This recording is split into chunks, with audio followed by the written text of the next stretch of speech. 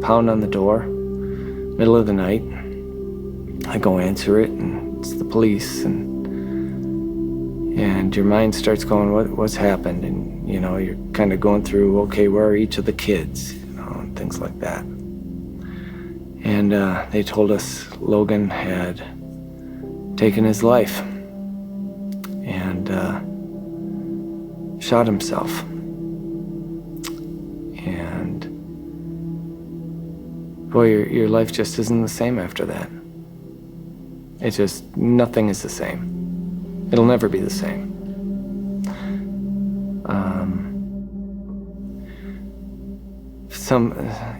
Some people have said, it's like losing a limb. Everything you do from then on is different. It can't be the same. It's not like getting your appendix taken out. You've lost someone.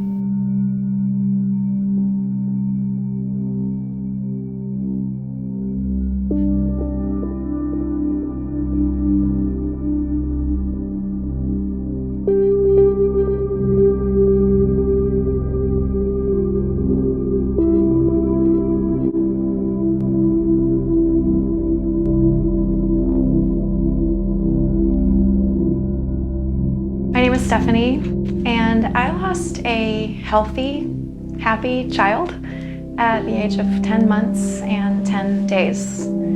It was my last day of work for the summer. I was a teacher, and I was about to get to spend like 95 days, I think, just him and me.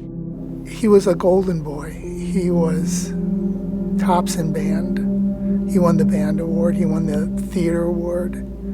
Everything he touched turned to gold. He was a golden boy. And he didn't seem to have any troubles at all.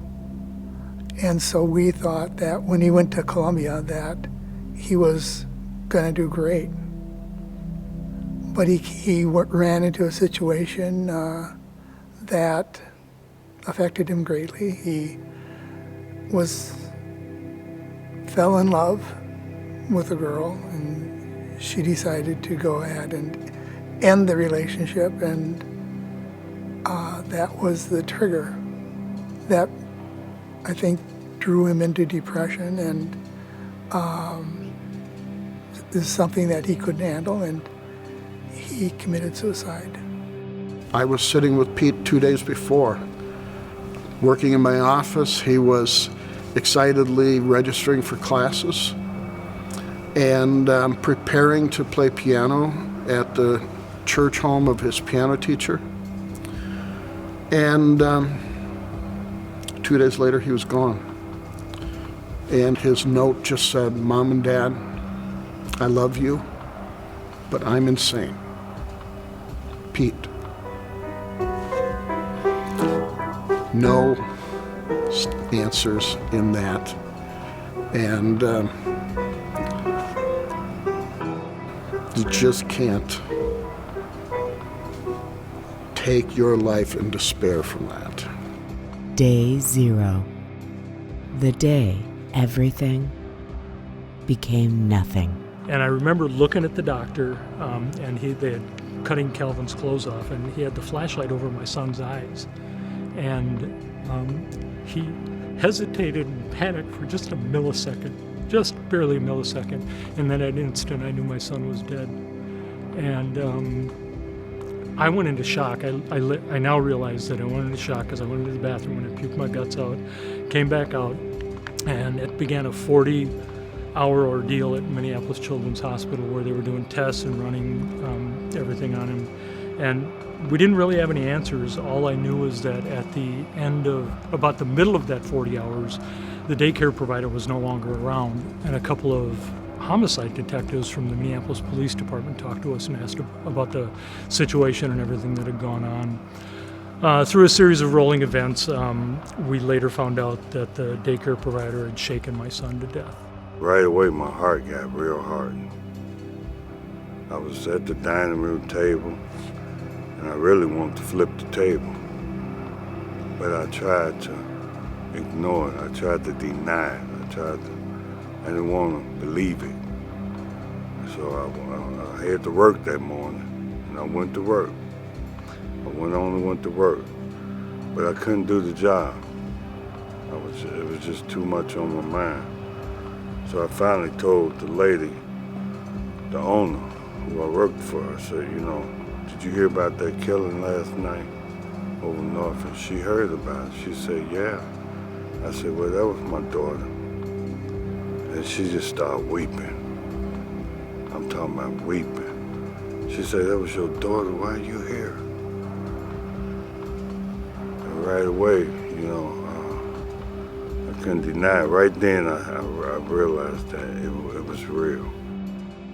Whether we went numb, or we raged, or cried tears to fill an ocean, we found ourselves in uncharted territory, living a story we remember down to the slightest detail.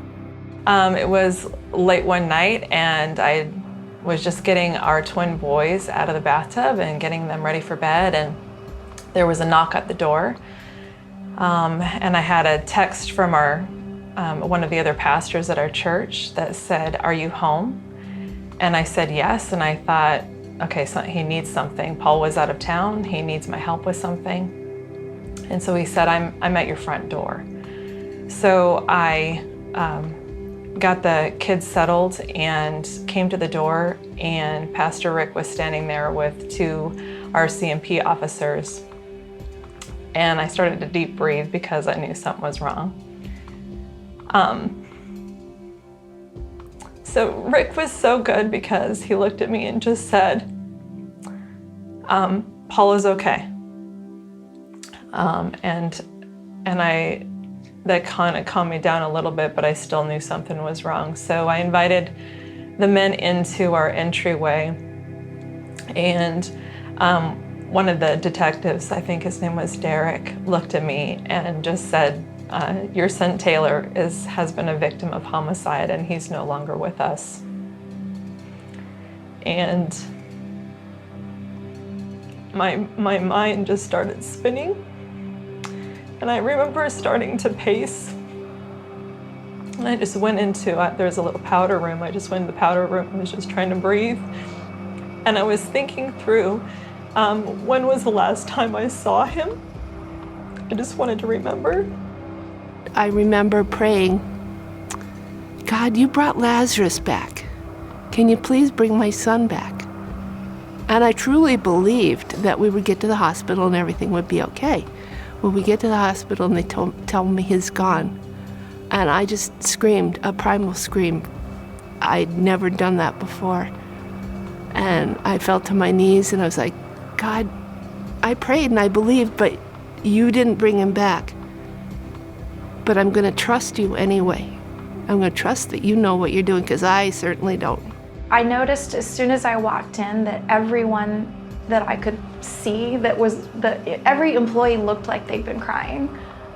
And again, I thought, well, that's not a good sign. And I went up to the desk and I said, my name is Stephanie, I'm Dylan's mom. And the receptionist started crying. And she's like, I'm so sorry. And so you know, no one had told me that he was gone yet, but you just in that moment. And so then the doctor came out, and the doctor had been crying, and he took me back, and everyone had been crying. And he sat me in a room, and the chaplain came in, and I just said, my baby's gone, isn't he? And he just said, yeah, he is. And yeah, I mean, I threw up. I ran from the room and lost it. The pain is unimaginable, unbearable, and yet we bore it, we bear it to this day. When it first happened, I was a zombie. I couldn't even wake up in the morning. Every time I would open my eyes, I would pray that this was the dream and not but that it was really the nightmare. This was a terrible nightmare. And It was, I really can't, I wish I could describe to you how devastating, just like your heart is exploding into 1,000 pieces, and you go through the motions, and you can't even think, you can't even imagine.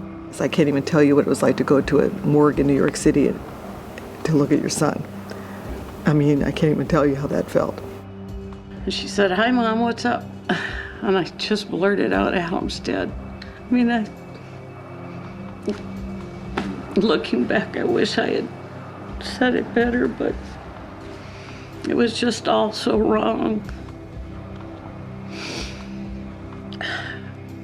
I had to drive to Hopkins from Mound, which is a half-hour drive from going around the lake. And down County Road 44 are light poles and trees, and every one of them called to me and said, "Crash here. Adam's not that far ahead.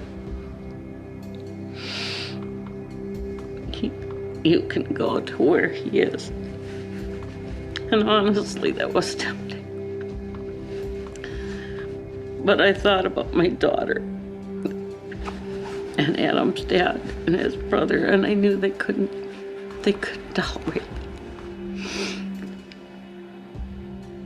So it wasn't that I didn't want to die, I did.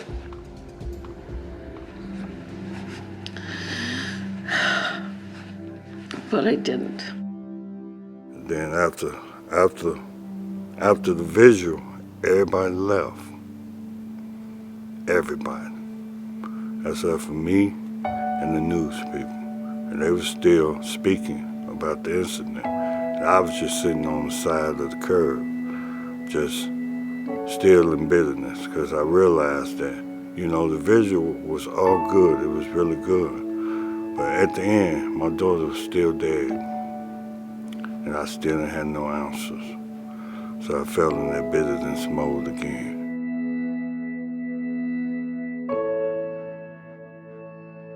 We didn't yet understand that there was no going back.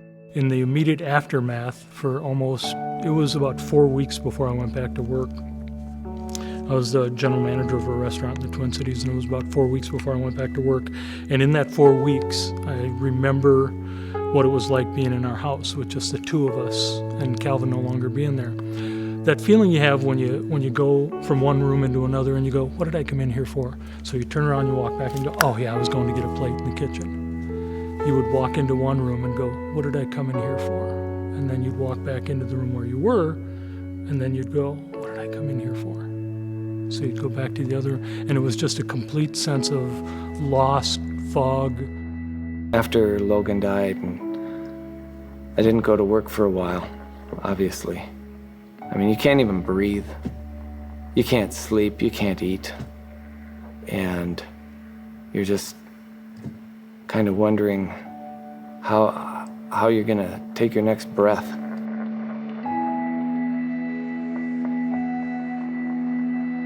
Normal, if there was such a thing, we were starting from scratch. You just start going through all these different sort of aspects of dealing with it that you're just kind of numb. You're kind of in a different zone. But in the meantime, it was just all starting to sink in our community. It was a huge media story. Everybody in our community knew about it. The church knew about it right away. We basically hid in our house for weeks because we couldn't go out. It was too difficult. The thing that you don't realize is that your whole environment, it just, when someone lives in an environment, they're everywhere. Like the environment is just saturated with them. And so we just couldn't enter a room without remembering that he wasn't coming back. I've changed. I think I've grown. I hope I've grown. But I've changed in my expectations. Before John died, I was expecting a pretty normal life, All my kids will grow up, get married, have grandkids, I'll retire and, we might travel or do stuff and I'll just be a normal person.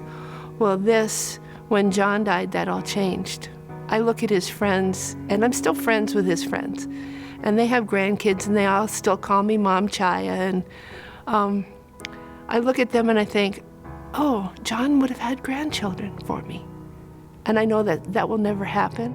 We learned day by day that the hardest part of death was the living. People still need us, and we still need them. I think the hardest part for us too was watching our we had 6-year-old twins, and our daughter at that point was, she would have been 14 years old, and to watch them grapple and struggle with this was really, really hard. So we waited, and we just prayed and tried to grapple, and it was really, really a horrific period of time. The police kept in contact, but they couldn't tell us anything at all. And I think Wendy at the same time was trying to, I think we were both just kind of, state of shock for quite a long period of time. I was trying to work. Wendy couldn't work, so she had to stay at home, try to nurture the kids through this. I realized that I had to go speak to the kids, because the kids was in trauma, and they was just spreading all kind of rumors and just all kind of stuff. He could have did it, she could have did it, they could have did it. And the first thing I said to them, look, you got to stop spreading rumors. Rumors is not gonna help it. If you don't have no facts, then please don't spread rumors, And all we can do right now is come together and help one another and pray. Some of us are a little bit stronger than the other, so what we need to do is just support one another right now and pray for each other. So I prayed, and they listened, they received it. And so, the journey begins. We bring you our stories as a catalyst for telling your own. We bring you our stories as an invitation to hope, to begin to heal. Those first days of the split second you wake up in the morning and a hair of time. Oh, that's right, Adam's dead.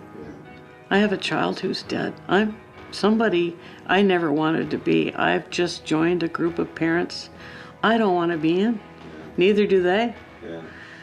But we're the ones who understand each other. Those are the people I talk to. I tell them it's not going to go away. You get better at carrying it. It doesn't feel better. It doesn't get better. It's forever. It's until you breathe the last time. But you get better at carrying it. And that's all I can say. That's, people say, oh, you're so strong. No, I'm not strong. I just wasn't given a choice. I did the best I could with something I didn't ever want. It's only through community and the more specific and the more exact those experiences are within that community where somebody can reach out and say, I do know what you're going through. Let's talk about it. Or let's not talk about it, depending on what you want. There is no formula. There is no process. How we wish there were.